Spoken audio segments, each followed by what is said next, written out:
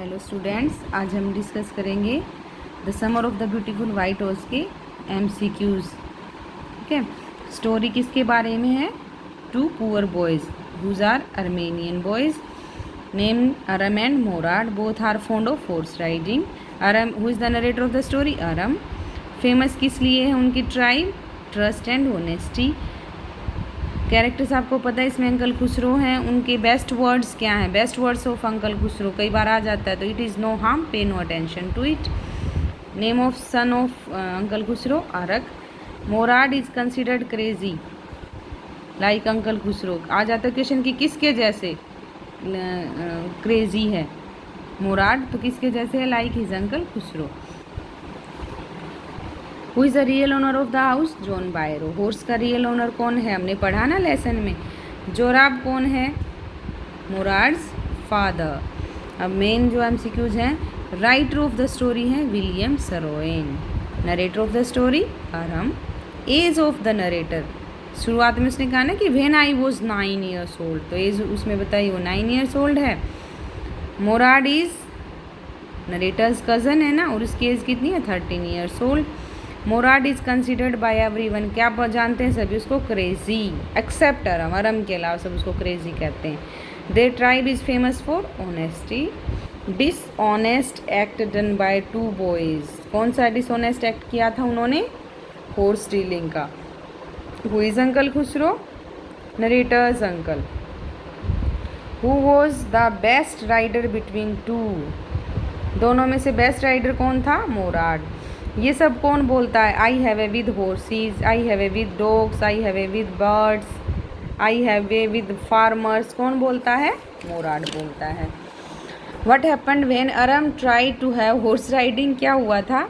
तो horse threw him down, बार बार घोड़ा उसको गिरा देता था। Where did the two boys hide the horse, कहाँ छुपाए उन्होंने घोड़े को? इन द बार्न ऑफ ए डेजर्टेड यार्न, एक उजड़ी हुई सी पुराना खेत सा था, एक उसके एक छोटा सा वहाँ पर बार्न था, ठीक है, अस्तबल टाइप, उसमें उन्होंने उसको छुपा दिया था। Who find out the horse back and how long did it take to find the horse, घोड़े को वापस कौन ढूंढ? जब वो हॉर्स राइडिंग कर रहे थे ना, तो घोड़ा एक बार अरम को नीचे गिरा के भाग गया था खेतों में, ठीक है, तो उसको वापस किसने ढूंढा? मोराड ने। और कितनी देर में? इन हाफ एन आवर में। अब कुछ इक्वेशन ऐसे भी आ जाते हैं कि वाइट हॉर्स किसका सिंबल है, किसको सिंबलाइज करता है? तो वाइट हॉर्स किसको सिंबलाइज करता है बेटा? ब्यूटी, स्ट्रेंथ और वेल्थ को सिंबलाइज करता है, ठीक है। अब इसका सिंबल क्यों दिखाया गया है वाइट हॉर्स को? ब्यूटी, स्ट्रेंथ, ये एक तरीके से जो अरम और मोराड है ना, उनकी विशेज़ को भी सिंबलाइज करता है कि अरम और मोराड की विशेज़ क्या थी? They wanted to be, freedom चाहते थे ना अपनी लाइफ में, और ग्रैंड वेल्थ चाहते थे, बहुत धनवान बनना चाहते थे, ठीक है। इसी तरीके से हॉर्स जो होता है किसका सिंबल होता है? ब्यूटी का सिंबल होता है, स्ट्रेंथ का सिंबल होता है, और फ्रीडम का सिंबल होता है। तो अरम और मोराड भी अपनी लाइफ में फ्रीडम चाहते थे, ठीक है, बहुत आगे जाना चाहते थे, अपनी सभी विशेज़ को पूरा करना चाहते थे। कहीं कहीं जो है वाइट हॉर्स का सिंबल जो क्रिश्चियनिटी है, धर्म के हिसाब, धर्म जो क्रिश्चियन लोगों का, उसमें डेथ भी माना गया है। तो हम ये भी मान सकते हैं कि इस जो लेसन है इसमें डेथ किस तरीके से हो सकता है कि डेथ किसकी हुई है यहाँ पर? थोड़ी देर के लिए, परमानेंट नहीं, थोड़ी देर के लिए किसकी डेथ हुई थी? उनकी जो ट्रेड्स थी ना ट्राइब की, ऑनेस्टी वाली, उसकी डेथ हुई है ना। कैसे?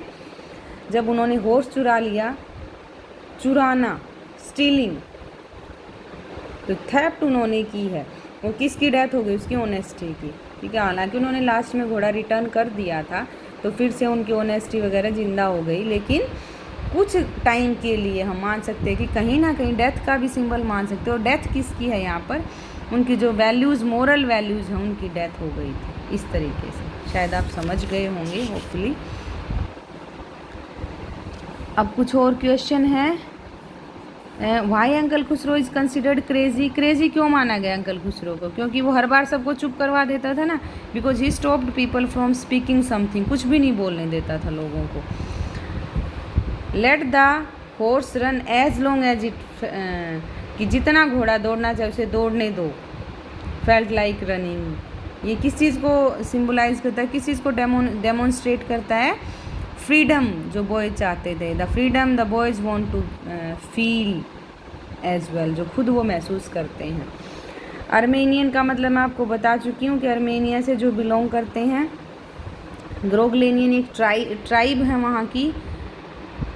Although John Byro recognizes his horse, yet he did not suspect the boys of stealing it. Why? ये हमने लेसन में भी मैंने बताया था क्यों, क्योंकि वो उनकी जो फैमिली थी वो किस लिए नॉन जान थी, ऑनेस्टी के लिए। Morad had the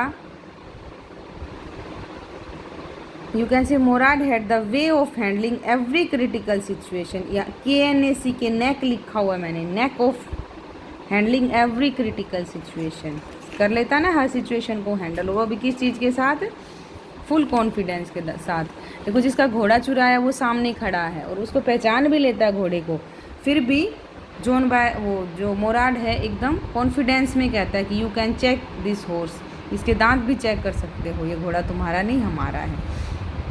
what did Mourad call the horse before running? दौड़ने से पहले उसको उसने बोला था वज़ीरे, WAZIR, एक वर्ड आता है इस लेसन में, और उसका नाम उन्होंने क्या निकाला था, my heart. Most awful fear of Aram का सबसे बड़ा डर क्या था कि कहीं मुझसे घोड़ा हैंडल ना हो, क्योंकि Aram lift over the horse back, फिर से उसके ऊपर उछल कर बैठा, and it did not move, और 1 इंच भी नहीं हिला, यही उसका सबसे बड़ा डर था। ठीक है।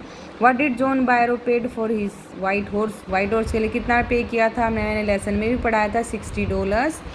और what is the approx distance of Aram's house to बायरोज?